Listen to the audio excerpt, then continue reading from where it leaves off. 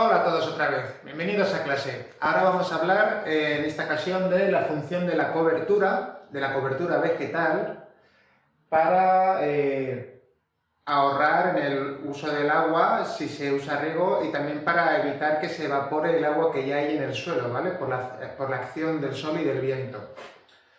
Entonces, para empezar, bueno, aquí hay un pequeño croquis que ahora iremos desarrollando. Hay que entender que la cobertura, lo que nos interesa son las tres funciones que cumple, ¿no? Por encima del suelo. La primera función es, a ver, pongo aquí, aunque luego lo pongo en el vídeo un poco mejor escrito, pero hay que nombrarlos. La primera función importante es la de protección, ¿vale? Protección del suelo.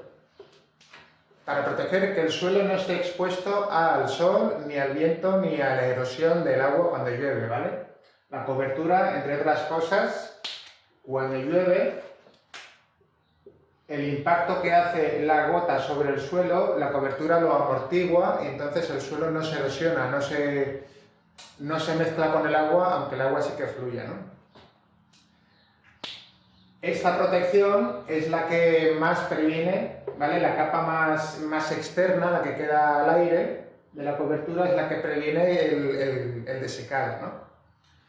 Pero tiene más funciones y la segunda función, ¿vale? Es que la propia cobertura hace de esponja, ¿vale? Y absorbe agua y conforme va absorbiendo agua también va hidratando el suelo, ¿vale? Esto tanto se hidrata el suelo porque se moja la cobertura que hay encima, como la materia orgánica de esta cobertura que se va, al descomponerse, se va haciendo partículas más finas y se van inoculando dentro del suelo, ¿vale?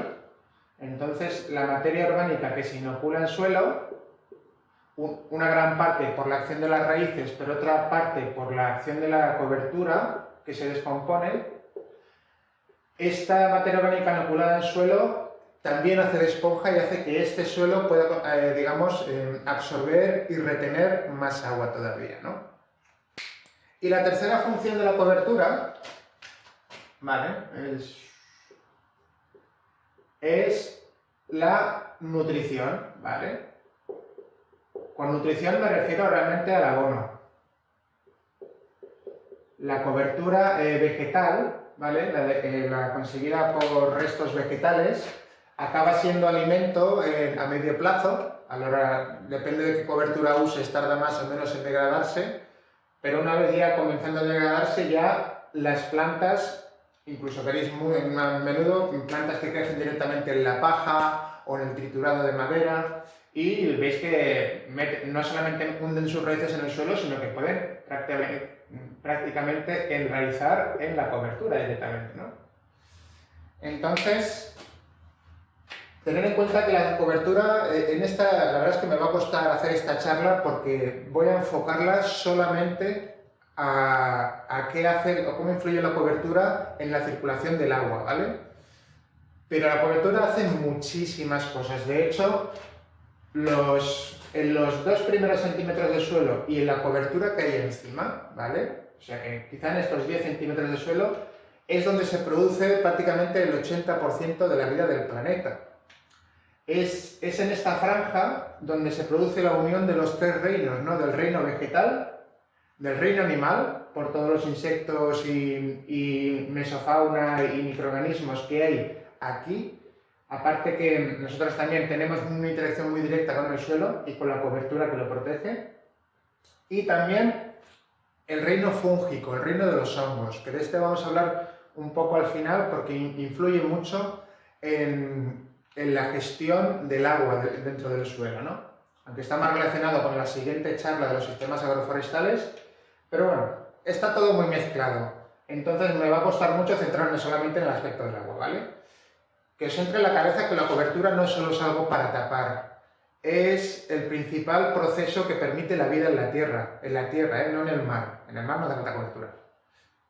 Pero en la tierra sí, porque toda la vida proviene del mar y necesitamos como seres vivos necesitamos un entorno húmedo en el que hacer nuestro metabolismo. Y la humedad donde más se establece y donde más se mantiene es en esta franja de suelo. Aquí es donde se produce, lo que digo, entre el 80 y el 90% de los procesos de la vida en el planeta, ¿no?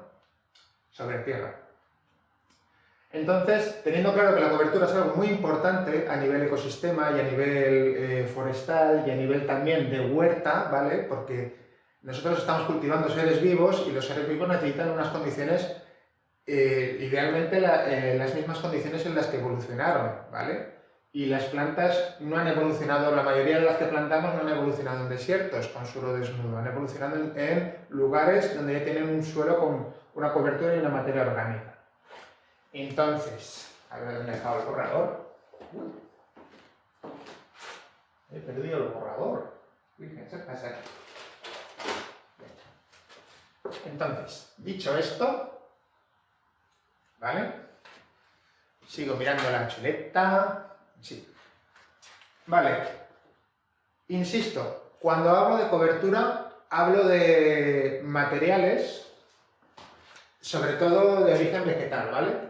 Puede haber otros materiales industriales, se usa mucho la cobertura plástica en huerta, lo único que la vamos a comentar también, pero no cumple todas las funciones ni biológicas que nos pueden interesar, pero sobre todo tiene un manejo del agua, el plástico, que es un poco raro. Entonces puede ser traicionero el plástico, sobre todo a la hora el plástico no captura agua, realmente, es impermeable. Y bueno, luego lo comento. Entonces, ¿a qué materiales me refiero cuando hablo de cobertura? Me refiero sobre todo al triturado de podas de jardines, por ejemplo, más de empresas, más industriales. También el triturado que puede hacer uno en su casa, en su jardín, así de forma más manual o con máquinas pequeñas. La paja es la cobertura por excelencia, que normalmente suele haber bastante disponible si estás en una zona de agricultura extensiva. También recoger hojas, ¿vale? Del bosque. Aquí, por ejemplo, tenemos mucho pinar, entonces la pinaza, la hoja de pino, es bastante buena como cobertura. Bueno, realmente cualquiera, mientras sea leñosa, ¿vale? Que ahora lo comentaremos. ¿Qué otras coberturas están interesantes? Podéis usar ya las coberturas de restos industriales o de la industria, por ejemplo, el cartón. Es una que puede hacer muy bien la función, pero hay que tener mucho cuidado con el cartón. Luego lo comento por qué. También viruta, la lana es una cobertura muy interesante. No se aprovecha apenas el pelo de los animales y el pelo tiene muy buenas capacidades, sobre todo de retención de agua. Se descompone lentamente, pero para retener agua es casi de lo mejor que hay. Y tiene otras condiciones que veremos. Y luego otros restos industriales interesantes son, por ejemplo, la cáscara de arroz, la cáscara de granos, ¿vale? Es más o menos dura, leñosa, es fina, crea mucho poro y absorbe bastante agua también. Y luego otra que podéis usar, pero es un material que tarda mucho más en descomponerse, puede ser interesante también, son las propias cortezas de árboles, ¿no? Corteza de pino o corteza de otro árbol así que sea gruesa. Y bueno, para haceros una idea de que siempre vas a poder usar algo de cobertura con lo que tú tienes alrededor, ¿vale? Si vas a hacer una gran extensión, ya tenéis que conseguir un gran proveedor también para esta cobertura. O plantar plantas en el lugar previamente al cultivo que te interesa para conseguir esa cobertura en el lugar, ¿vale? Entonces, esta cobertura que he dibujado aquí podría haber sido directamente cereales o abonos verdes también pueden servir, luego como para tumbarlos y hacer cobertura con ellos. Esto hay Ernest de Bergkamp, bueno, lo explica muy bien en sus vídeos de cómo hacer este tipo de cultivos en el que tumba el pasto y directamente planta en medio sin ni siquiera labrar, pero eso ya son técnicas más específicas, ¿no? Lo que quiero explicar ahora es sobre todo qué función hace la cobertura con respecto al ahorro de agua, ¿no? Entonces, de la cobertura, lo que nos interesa es, en este caso, la lignina, ¿vale? ¿Qué es la lignina? La leña, ¿vale? todo material leñoso significa que tiene mucho de esta sustancia, lignina. Es muy rica en carbono, son formas de...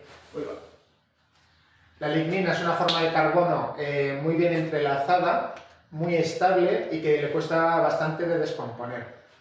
Entonces, para las coberturas y para la primera función de protección, frente a los elementos, necesitamos que los materiales sean leñosos, ¿vale?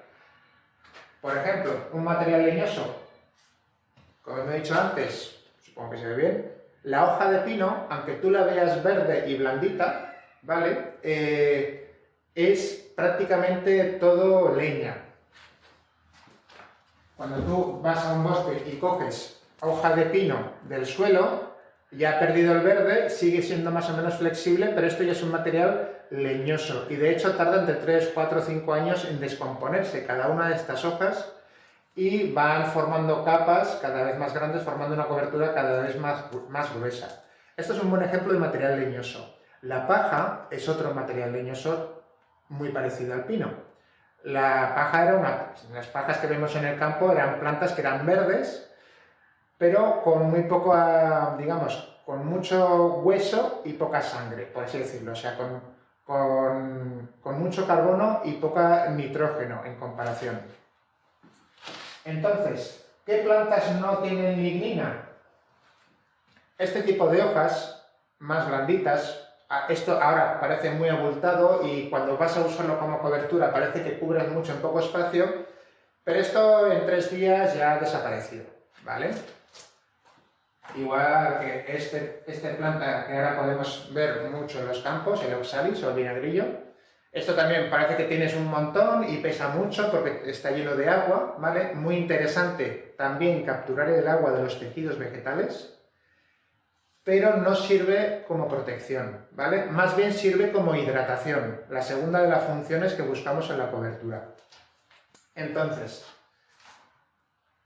si ponemos... Por ejemplo, si tenemos un problema de sequedad en el suelo y tenemos un suelo que o llueve poco o no tenemos acceso a riego y tenemos estos dos tipos de cobertura, ¿vale? Lo ideal es sobre el nivel del suelo, ¿vale? Imaginaros que ya tenemos las plantas plantadas ahí, podemos añadir la cobertura después, o si no, ya las plantamos luego, las plantas, ¿vale? Una plántula de una lechuga rara. Lo ideal es primero poner el material verde, ¿vale? Lo que está cargado de agua, por eso lo pongo en azul, ¿vale? Y lo ponemos la primera capa tocando el suelo, de manera que lo más verde está en contacto con el suelo y ya el suelo empieza a hidratarse con eso. Además, lo verde se descompone mucho más rápido. El material rico en nitrógeno. Y por encima pondríamos el material más leñoso, ¿vale?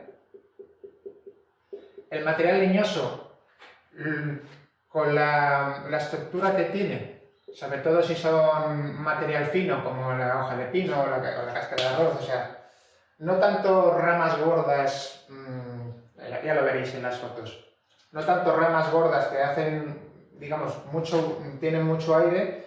Lo interesante de los materiales para cobertura, para protección, es que sean más o menos homogéneos y que tengan mucho poro, ¿vale? Pero que sí que tapen de la luz toda la superficie.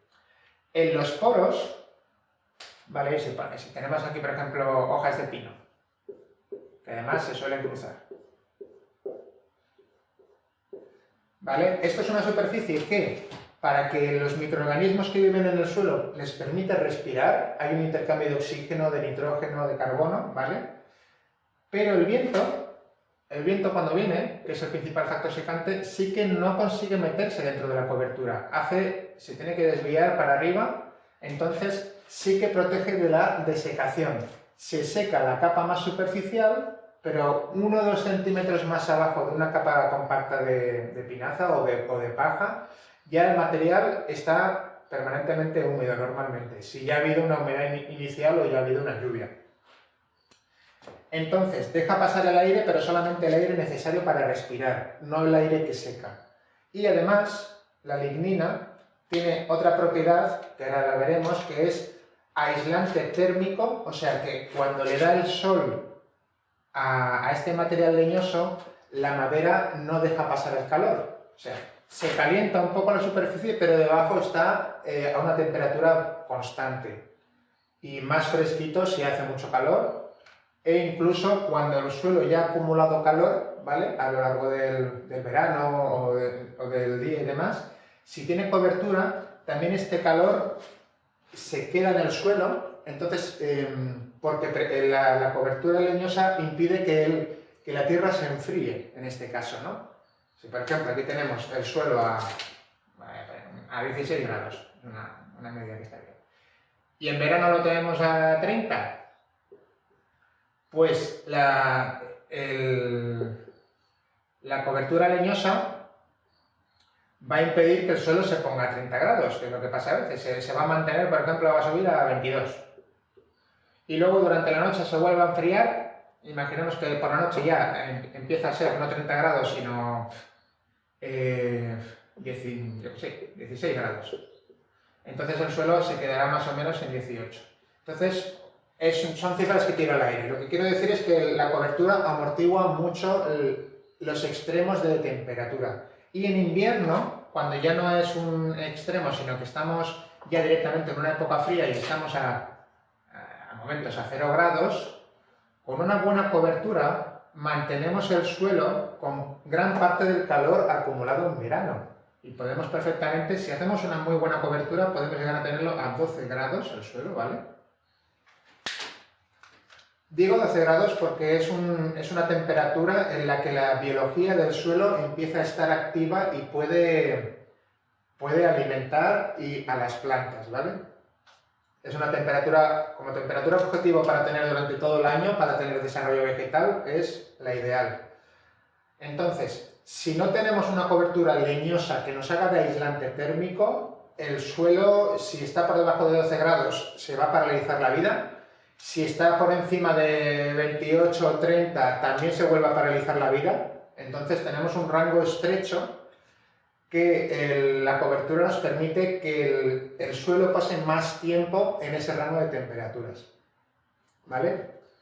Entonces, siempre si tienes, desde el punto de vista de la nutrición de las plantas, para el abonado de las plantas, interesa usar siempre el máximo de variedad de coberturas, ¿no? O sea, no usar, por ejemplo, solamente pinaza, o no solamente usar hojas o restos de podas de césped, no, usar todo. Coger palmera, coger restos de poda de una urbanización que tiene todo tipo de plantas, mezclar verde con seco. Todo eso hace que la nutrición para las plantas que tendrán a medio plazo, cuando se descomponga, sea más variada y eso hará que las plantas estén más sanas también. Pero ¿veis? Casi todavía no he hablado del agua. Es que es muy difícil hablar del agua con la cobertura, hace demasiadas cosas. Entonces, volvemos a lo del agua. ¿Qué pasa con la cobertura o con la lignina? Que no deja pasar la humedad, ¿vale? Y es el primer peligro, por ejemplo, de usar cartón. Si cogemos un cartón, no tengo ahora ninguna mano, pero luego os pongo un vídeo de un cartón. Tú tienes una hoja de cartón, ¿vale? Un cartón cuadrado. La perspectiva me ha salido. Vale.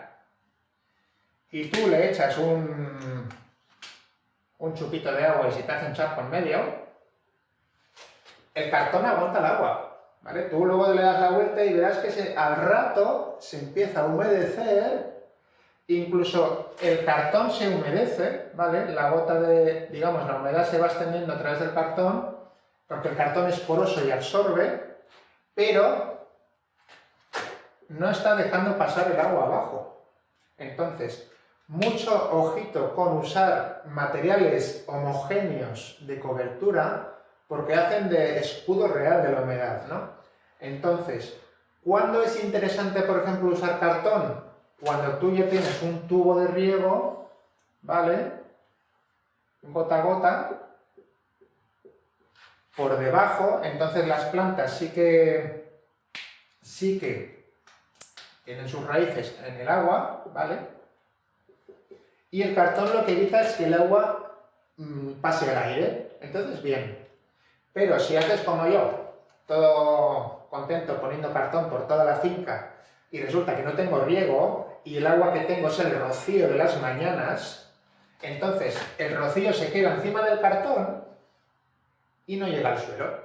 Y ves el cartón todo empapadito, todo que se ha puesto blando cuando se humedece y se adapta al suelo, levantas el cartón y el suelo está seco.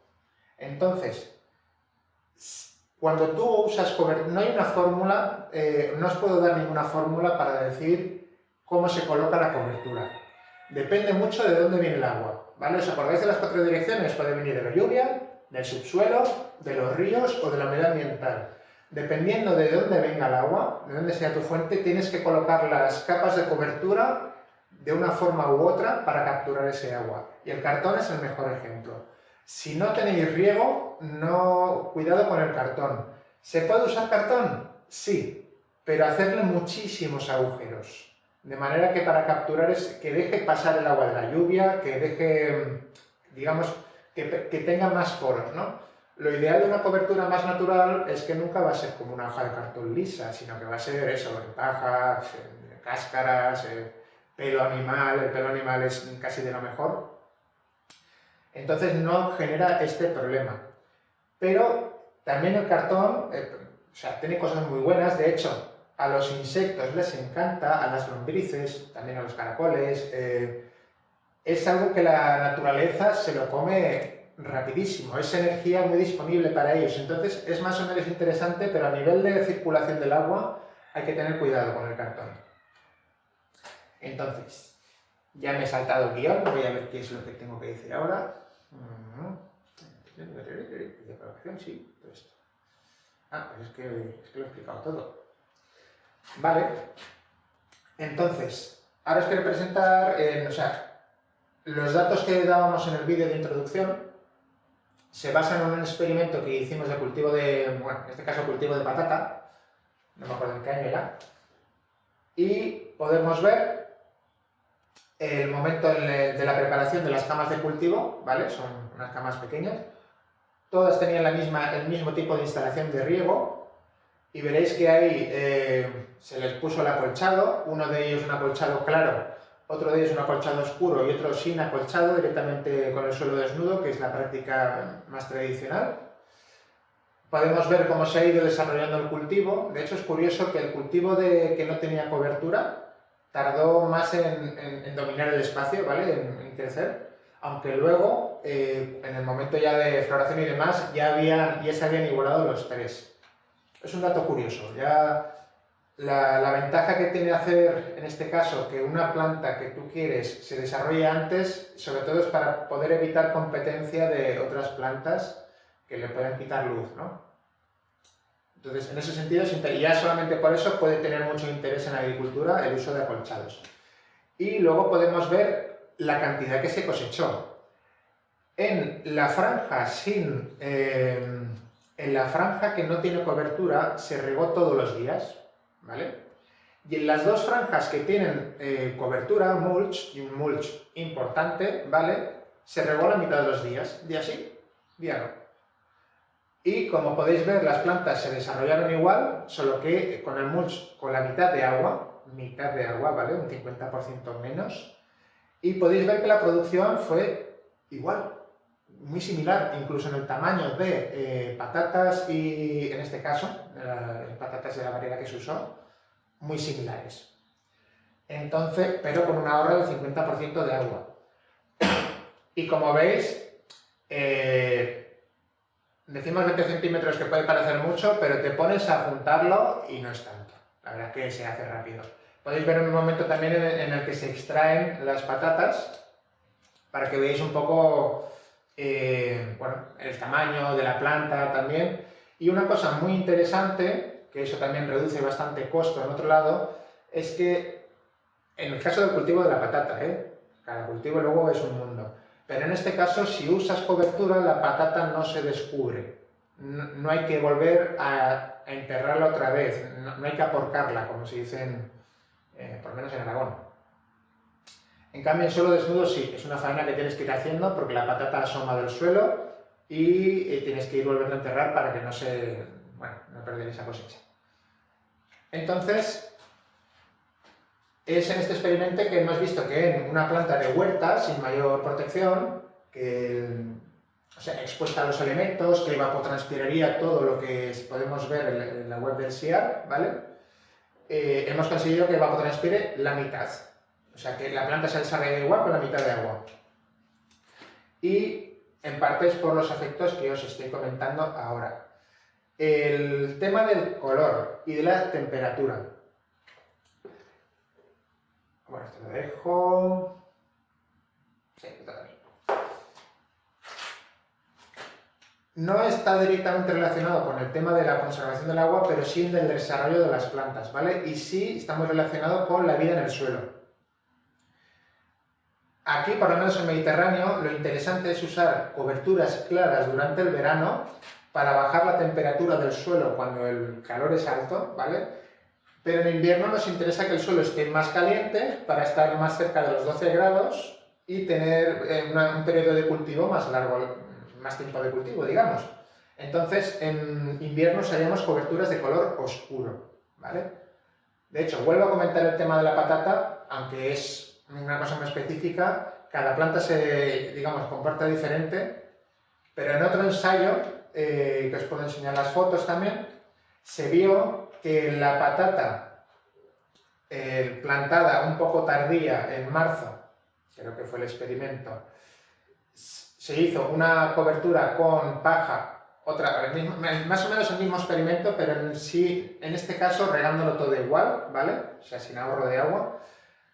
Se vio que la patata que se puso con un material clarito, como es paja, eso redujo la temperatura del suelo y la patata hizo, o sea, todas las filas hicieron la misma cantidad de patata, pero la cobertura clara hizo patatas muchas más pequeñas.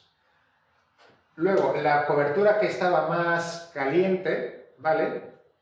La cobertura más oscura hizo patatas, de menos cantidad de patatas, pero más grandes, ¿vale?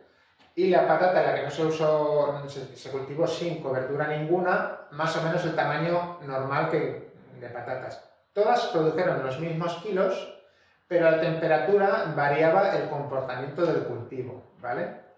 Entonces, eso hay que tenerlo muy en cuenta. O sea, si vais a usar cobertura de los cultivos, tenéis que ver de qué color lo vais a querer, la cantidad que necesitáis y el efecto que necesitéis, porque va a influir la cobertura en la temperatura del suelo, no solamente en el agua.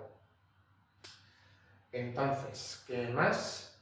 Vale, el segundo aspecto de la cobertura, bueno, en la tercera función, aparte de la segunda y tercera función, es que la cobertura que tú vas añadiendo se va a descomponer y se va a ir metiendo en el suelo. Eso, por un lado, si no se genera pastos en el lugar que te den esa cobertura, vas a tener que ir trayéndola de fuera. Y bueno, eso puede desanimar al principio, pero los primeros años con suelos que han sido muy desgastados, les queda muy poca materia orgánica en el suelo, ¿vale? Y ahora vamos a hablar de texturas. En suelos muy arenosos, por ejemplo, que tienen una granulometría, tienen la granulometría muy grande, ¿vale? Esto sería un ejemplo de suelo arenoso. Luego, un suelo franco ya tiene algunas proporciones de arena, pero también de arcilla, ¿vale? Un suelo como mixto. Hay muchos tipos de suelo, ¿vale? Ahora es un poco por dar los tres más típicos. Y luego podemos tener un suelo arcilloso, que la granulometría de este suelo son granos mucho más finos, ¿vale? Entonces estos tres suelos se comportan de manera bastante diferente a nivel de agua. Cuando tú tienes un terreno que ha sido labrado y por mucho tiempo y no se le ha añadido materia orgánica, cuando tú añades cobertura aquí, ¿vale? Pongamos que añadimos otra vez cobertura vegetal. Y tú haces un montón así. Si el suelo está muy hambriento, como decimos aquí, esa cobertura puede bajarte perfectamente 10 centímetros en un año. Y bajarte que desaparece, o sea que ya no la ves arriba, tienes que volver a traer más. ¿Y dónde ha ido la cobertura? La mayor parte se ha descompuesto ya y se ha ido inoculando dentro del suelo, ¿vale? Entonces, esto a nivel de nutrición hemos mejorado el suelo, pero necesitamos otra vez añadir protección. Entonces, venga otra vez a poner cobertura de material leñoso, ¿vale? Porque dura más tiempo protegiendo y porque al proteger durante más tiempo hace la humedad también más estable. Entonces, se va a ir añadiendo y conforme se añade, al paso de los años también se va a ir incrementando el índice de materia orgánica, ¿vale? La materia orgánica dentro del suelo. Y esta materia orgánica, aparte de que ayuda a la nutrición, sobre todo ayuda al efecto de hacer esponja dentro del suelo. Bien, los suelos que tienen más problemas de retención de agua son los arenosos. Tienen poros muy grandes, el agua tiene muy poca dificultad para fluir hacia abajo cuando llueve y se va a cuenca, o sea, se va muy profundo hasta cotas en las que las plantas no la tienen disponible, ¿vale? En suelos francoarenosos, o sea, francos, mejor dicho, que es la mezcla de los dos, ya tienen mejor, el agua circula más lentamente y una gran parte se consigue quedar en los poros entre la arcilla y la arena, ¿vale?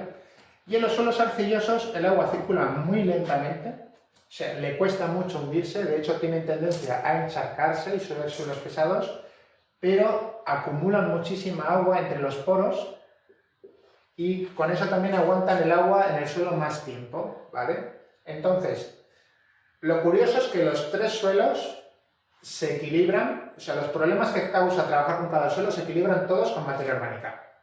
O sea que al final casi te da igual qué suelo tengas, porque la práctica al menos va a ser la misma. La forma de plantar no. Un suelo muy arcilloso que tú vas a ponerle riego, tienes que tener mucho cuidado de no encharcarlo porque las raíces necesitan cierto aire de debajo del suelo para poder respirar y no asfixiarse.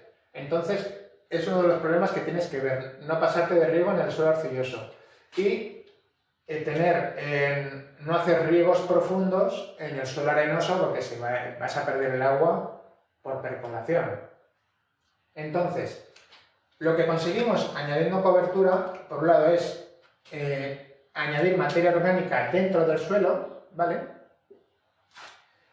Y esta materia orgánica, por cada 1%, o sea, un 1% de materia orgánica, ¿vale? Que lo vamos a decir así, equivale a 2 litros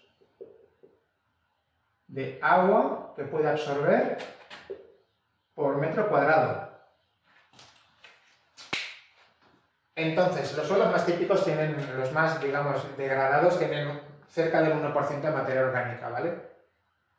Conforme tú vas añadiendo coberturas y se va generando en el lugar, por ejemplo, los restos de cuando se acaba la cosecha no los sacas fuera, sino que los pones como cobertura otra vez, la materia orgánica va subiendo, también sube la materia orgánica porque las raíces van metiendo materia orgánica debajo del suelo, ¿vale? Esto ya es otro proceso que explicaré luego. Entonces, si tú subes, por ejemplo, de un 1% a un 2% de materia orgánica, quiere decir que en un metro cuadrado, ¿vale? Un metro por un metro por un metro, yo creo que no he escuchado la altura, pero yo creo que se refieren a los primeros 10 centímetros de suelo, ¿vale? O sea, en este volumen cúbico, ¿vale? De suelo, que hay datos que luego no dan y puede confundirse. En 10 centímetros de suelo, si hay un 2% de materia orgánica, si no hemos conseguido ganar, aquí se absorberán 2 litros más, ¿vale? Si lo subimos a un 3%, que ya es un suelo... ¿Está bien? O sea, está bien para lo que estamos acostumbrados. A nivel natural, es un asco, ¿vale? Los bosques trabajan con porcentajes de materia orgánica mucho más altos y es así como los bosques no necesitan que nadie les traiga agua y que nadie les abone, ¿no? La cuestión es que estos son 2 litros por metro cuadrado. Si esto lo extrapolamos a una hectárea son 20 metros cúbicos, son 20.000 litros, porque una hectárea son 10.000 metros cuadrados. Entonces, a poca materia orgánica que inocules, ya toda tu finca está empezando a ganar mucha retención de agua. Y con la cobertura y con el efecto de protección, además evitas de que ese agua se pierda con facilidad, ¿no? Entonces, ¿qué más quería comentar? Pues voy a mirar la textura del suelo. Sí, hay algo que se me escapa, pero bueno, básicamente es entender estas funciones. Luego, es que es una parte más biológica, que va más asociada a los sistemas agroforestales, pero aquí también lo vamos a ver. Si tú usas material leñoso, estás ayudando a que en la materia orgánica del suelo y en la cobertura se instalen los hongos, ¿vale? Los hongos, a nivel de agua, son seres vivos que conectan plantas. Hay muchos tipos de hongos, ¿eh? Yo ahora hablo de los hongos que hacen simbiosis con las plantas para intercambio de nutrientes, ¿vale? Los hongos generan una red bajo el suelo que, entre otras cosas, sobre todo, gestiona el agua dentro del suelo, ¿vale? Y lo va dando a una planta o a otra según vea que esa planta está haciendo bien su función, ¿vale? Está siendo sana y está proveyendo azúcares al sistema.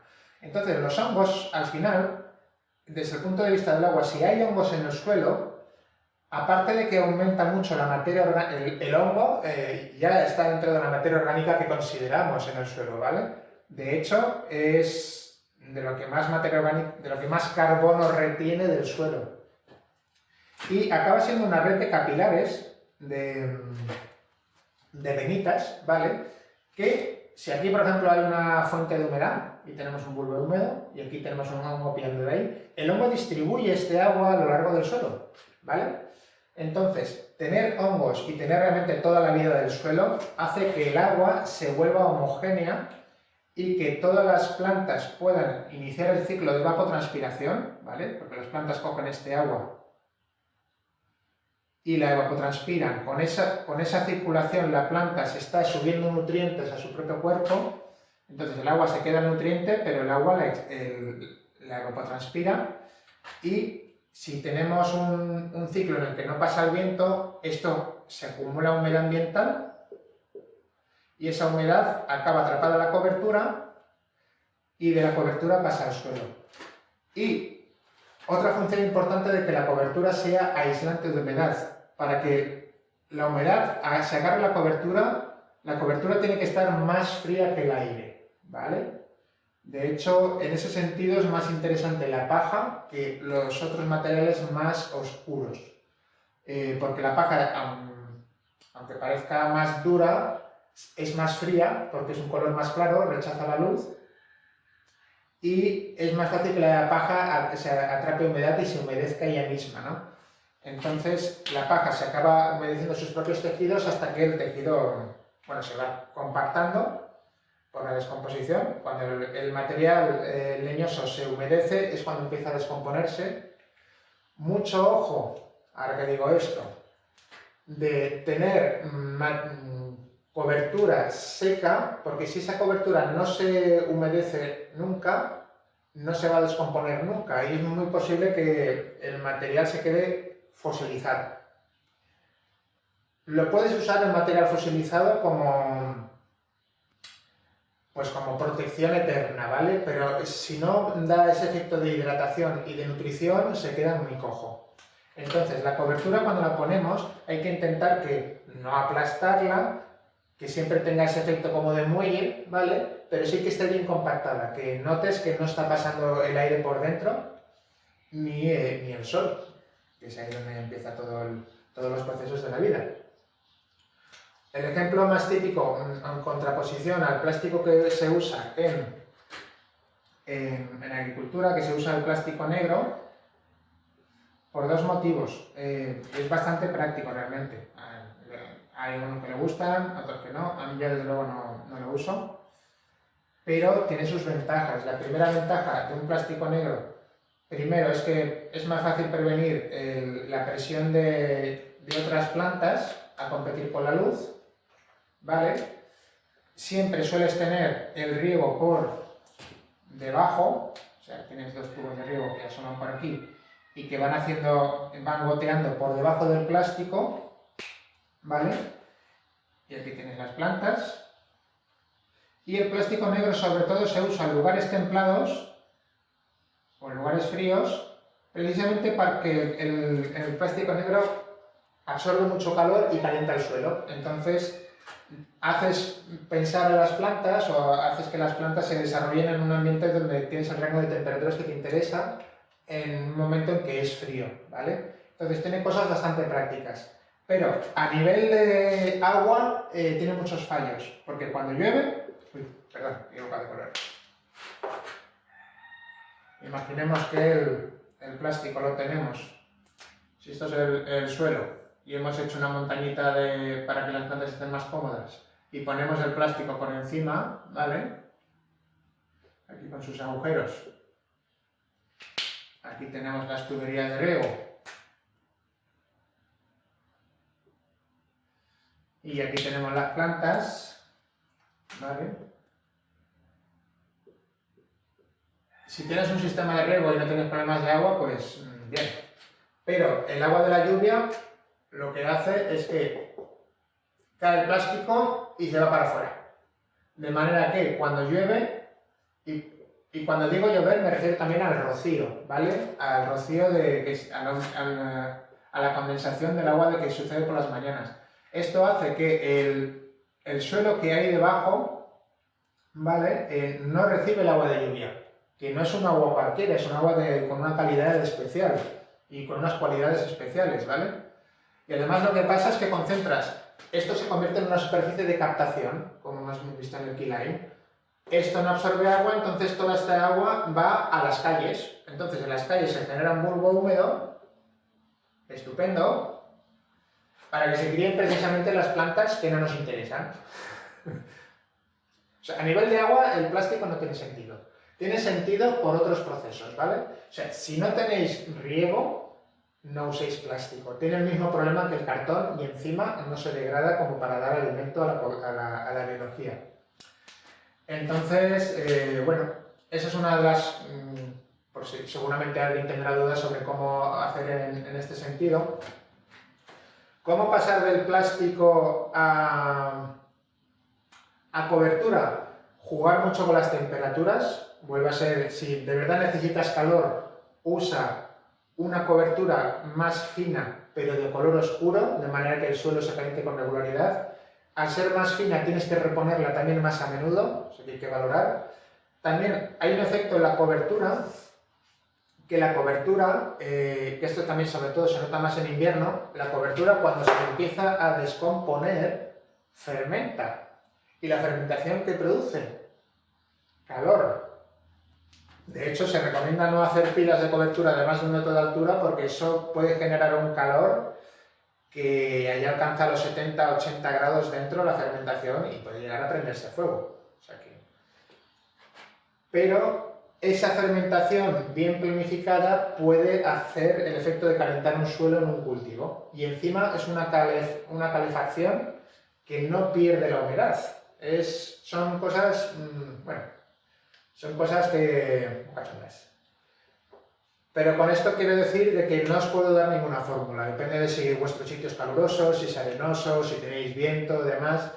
Cómo colocar la cobertura en cada lugar va a ser diferente. No es lo mismo colocar cobertura para defender del viento que para defender del sol, que para defender de las escorrentías, si tiene tendencia a llevarse el agua, o si usas un cultivo que necesita más calor o más frío. Solamente saber qué es lo que hace cada uno de los materiales y ahí ya vosotros hacéis el montaje dentro del suelo, ¿no? O sea que no os puedo decir, así como el diseño de línea clave es una técnica clara, que es muy repetible, que con 4 fórmulas ya la puedes aplicar en campo, la cobertura requiere de mucho más estudio. Y estudio en cada finca. Pero bueno, es lo que nos permite tener un ahorro de un 50% de agua y en lugares donde estamos para semiárido es obligatorio, básicamente. Y así es. Espero que os haya gustado y nos vemos en el siguiente vídeo.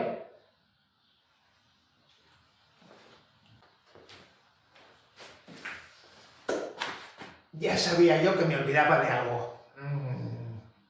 A ver si coloco algún vídeo aquí luego durante la edición. Dar a entender la importancia, es que no puedo evitar dar a entender la importancia de la cobertura para la vida en el suelo, para los microorganismos. Entonces, hay una reflexión que me gustaría compartir. Cuando tú tienes un cultivo y tienes que emplear energía para que ese cultivo vaya adelante, porque ese cultivo no está adaptado al medio ambiente en el que lo estás colocando, ¿vale? Veis que son muchos supuestos, pero es lo que estamos haciendo en agricultura. Bueno, lo que están haciendo, yo ya no. Todo lo que tú aportas dentro de un cultivo se le llama insumo, ¿vale? Tú necesitas aportarle para que ese cultivo vaya adelante. Entonces, los insumos suelen ser, aparte del tiempo, la energía, el esfuerzo de máquinas o nuestro esfuerzo animal de hacer el movimiento de tierras, el transporte, logística y demás, se suele añadir, hacer un aporte de nutrición con el abono y se le suele añadir riego. El riego es un insumo, ¿vale? Que a menudo se tiene que usar si se quiere llevar adelante un cultivo. Pero quiero enfatizar en que el agua para la vida no es un nutriente, ¿vale? Aunque necesitamos todos agua, pero no necesitamos agua por ser algo que nos nutre. Es un medio. O sea, nuestros propios tejidos, nuestras propias células, nosotros mismos, si no tenemos una humedad o un medio acuático determinado, no podemos realizar nuestras funciones, ¿vale? Entonces, dentro del suelo pasa lo mismo. Los microorganismos, la mayoría de los microorganismos que son muy chiquitos, que viven en el suelo, necesitan que haya un poco de humedad dentro del suelo. ¿Por qué? Porque son nadadores, no tienen patas y manos y se hacen escaleras. La mayoría son como amebas con cilios y partes que pueden hacer así como mucho para nadar, ¿vale? Entonces, si no le damos un entorno húmedo para que ellos naden, no pueden moverse. Se quedan atrapados en los poros, en los microporos dentro del suelo, que es el único sitio donde les queda humedad, hasta que vuelve a llover. Y cuando llueve y todo se hidrata, de repente pueden salir de su casa, ir a explorar a nuevas zonas y reproducirse y demás, ¿no? Entonces, este movimiento de microorganismos, ¿por qué lo comento? Porque si estos microorganismos no pueden moverse, las plantas tampoco. Las plantas no tienen capacidad sin microorganismos con los que asociarse, de hacer ni absorber nutrientes, ni absorber agua. Bueno, agua puede que pudieran absorber, pero no pueden desarrollarse. De hecho, las mismas plantas son las que traen microorganismos al suelo y van colonizando con su propia biología, que las plantas tienen la capacidad de guardar microorganismos en sus tejidos, entre ellas la semilla, ¿vale? Tiras una semilla y esa semilla ya tiene su familia de microorganismos adherida, y cuando la semilla tiene humedad en el suelo, nota la humedad, entonces hincha y empieza a liberar los microorganismos con los que se va a asociar dentro del suelo. Y entonces se puede iniciar el proceso de la vida, ¿no? Entonces, os explico todo esto porque tenéis que entender que lo que el suelo necesita no es agua, es humedad. ¿Y humedad qué es? Es agua de manera constante, ¿vale? No es que ahora tiras un cubo de agua y al minuto siguiente está seco. Eso es una condición inestable en la que la vida no puede prosperar. Necesita que ese agua se retenga, que esté quieta y que los microorganismos puedan circular a través de ella, ¿vale? Entonces, hay un vídeo, que a ver si lo coloco aquí, en el que se graba una hifa o un hongo, ¿vale? Una micorriza. Lo que es un hongo que tiene forma de capilar, precisamente como el pelo, ¿no? Justamente el efecto de capilaridad viene del efecto que hacen los pelos entre sí. Que se unen dos pelos, entonces el agua puede hacer osmosis más fácilmente a través de los pelos y circular, ¿no? Total. Para que veáis el efecto de que los hongos dentro del suelo, que solamente se pueden instalar con lignina y humedad, se convierten en carreteras y en formas de transporte de los microorganismos y de las bacterias también. Hay un vídeo que lo muestra muy bien y se ven como, hay como una sección, que la estaréis viendo, en la que se ve como la vena del hongo y que tiene materiales fluyendo lentamente en las dos direcciones, ¿vale? Que son nutrientes, pero fuera, tiene como una capa de humedad por fuera de su piel, van circulando otros organismos aprovechando esa carretera de humedad, ¿no? Porque los microorganismos, ya los insectos, que ya son, digamos, un grado superior de tamaño, ya sí que tienen patas, ya sí que pueden serpentear, como las lombrices, y pueden desplazarse hasta cierto punto sin necesidad de humedad. Pero los organismos más pequeños de los que ellos se alimentan, o de los que es la base de la cadena trófica, nosotros también dependemos de ellos, son nadadores. Así que hay que poner agua en el suelo para que ellos puedan nadar.